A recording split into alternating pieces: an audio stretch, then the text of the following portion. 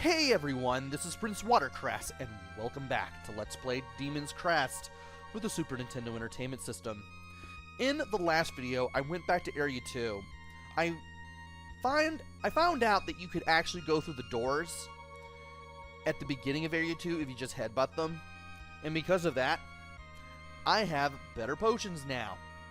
I also went back through Area 2 and found a secret entrance to another area that took me to another boss, Ovununu, and I got the Buster part of the Fire Crest. The Buster is not, well, it's stronger. It's not stronger, but it is better than the fire ability in some ways. And you'll see as we go through the next area what we're going to do today, and that's Area 3. Also, down allows you to stop when you're about to reach your destination. I mean, that's probably why... Really? There we go, I just had to really face it. That's probably why down doesn't go in reverse. That and how wings work. I can't really imagine Firebrand being able to fly in reverse with the wings that he has, and apparently I have to equip Buster every time I go to a new place.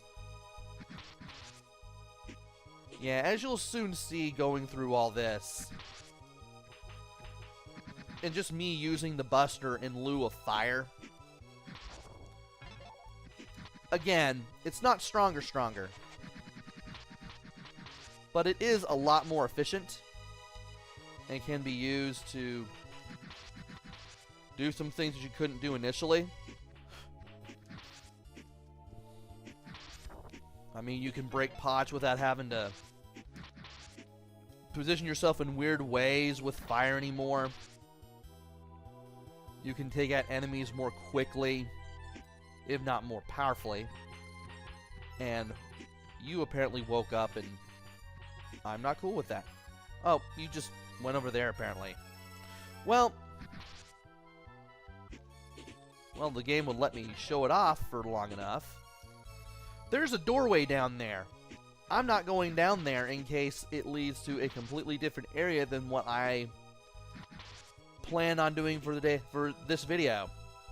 For today's video, what have you. Instead, actually, you know what? Is there? No, that's where the urn was. That's right. I'm about to say, what's down there? But then I remember that's where I got the urn, that second urn. So let's just keep going to the right. And here, you have all these platforms floating above the water that can spike projectiles. And you also have mermen in the water, too. Stick to the air, but tread carefully, because these one-eyed winged bat creatures will pop up. You'll have to deal with a total of 4 of them. Well, 5. How dare you. Before you can get to the next section. Before you can get to dry land. And here's where the fun begins. Once you go over here, this fiery creature shows up and just blows up the forest, just sets it on fire. And we need to be very careful. If you see... Whoa. Watch carefully. If you see that little plume of fire come down, wait, because that comes after. And it does drop debris. And it can be a pain in the butt to deal with. I may have to take hits here. Also, there are scorpion tails that will pop up. Well, more like roots, but they look like scorpion tails, so I'm just going to keep calling them scorpion tails. And if I can just keep hitting them safely from a distance with the Buster, I can get rid of them. And these guys flying around with the armor, the Buster rips their armor off, but they go a lot faster if you do that, so you do want to kind of pick your poison and just be careful with what you're doing. At least it makes the flying armor ghosts, maybe flying armor zombies, I should say, much easier to deal with. And thankfully, there is health once you reach the end of this section here. Now, to the right is the next boss, but we do want to go in here because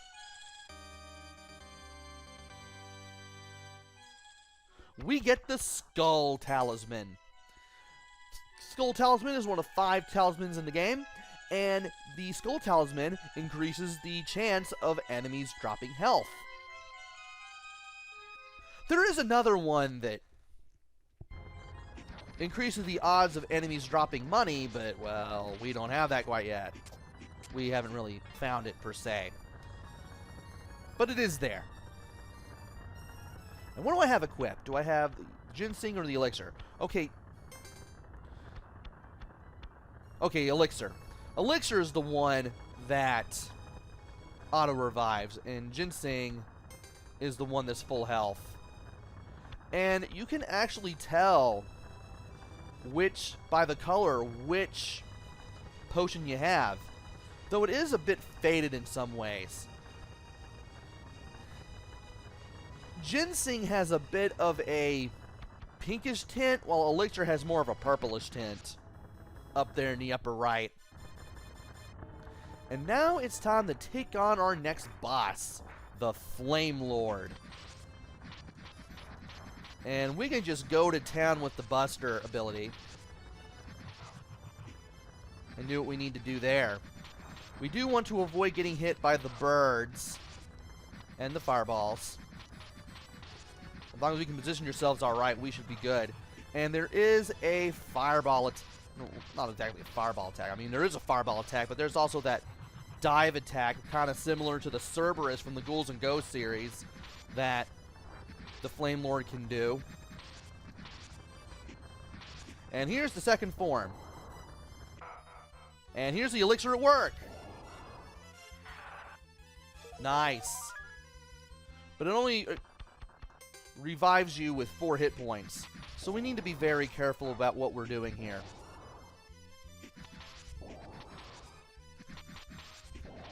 The Flame Lord's second phase has a lot of attacks, such as the ability to drop fireballs, diving at you,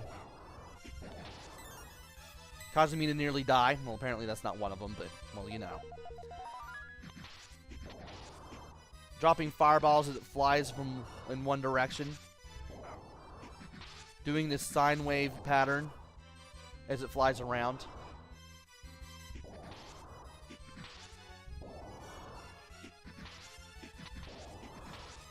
And if this thing would just show up so I could hit it, that'd be great.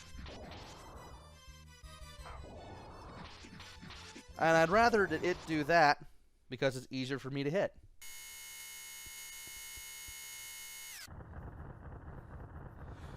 The Flame Lord can be a bit of a hard enemy to deal with, but if you come in here with an elixir and a potion, preferably ginseng, you should be good. And by beating the Flame Lord, you get the piece of the fire crest called Tornado. With it, you can jump higher than before. I guess I might as well go ahead and go back to the town and see what there is to do from here. But I'd rather just go to... yeah, I'll just go to town. I wanted to see if the Skull Headbutting game reached level 2 yet, but I don't think it has. And apparently I need to equip Buster every time.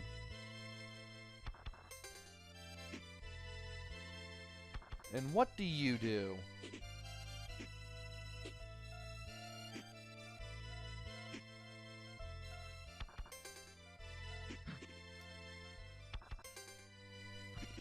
Ah!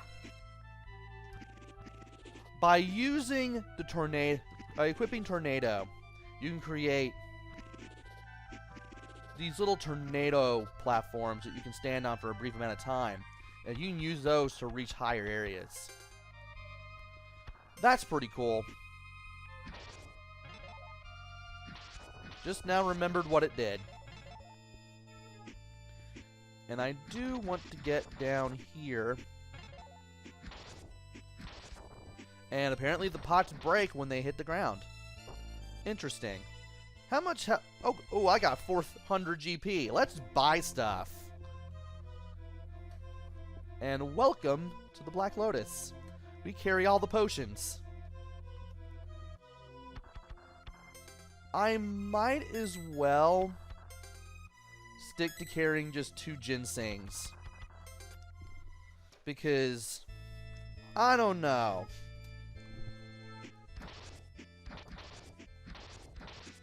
I think you have to be desperate to have the elixirs.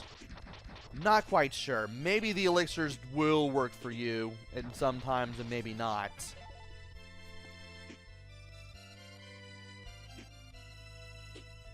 But anyway, we've got our potions back. I don't need to get any more vellum. Well, or any more spells for my vellum, because I didn't use death. There's not really much else that there is to do. And I didn't really practice anything else because I had no idea how much beating the Flame Lord would take, how much time it would take. So I might as well just go ahead and cut it off early here. And then I'll carry on while going back to Area 3 and entering that other area. Because there was still that door that we had to go to. So, join me next time where we head back to Area 3 and we enter that other doorway that we didn't go into before. Until then, this is PrinceWatercress. Take care, stay safe, and thanks for watching!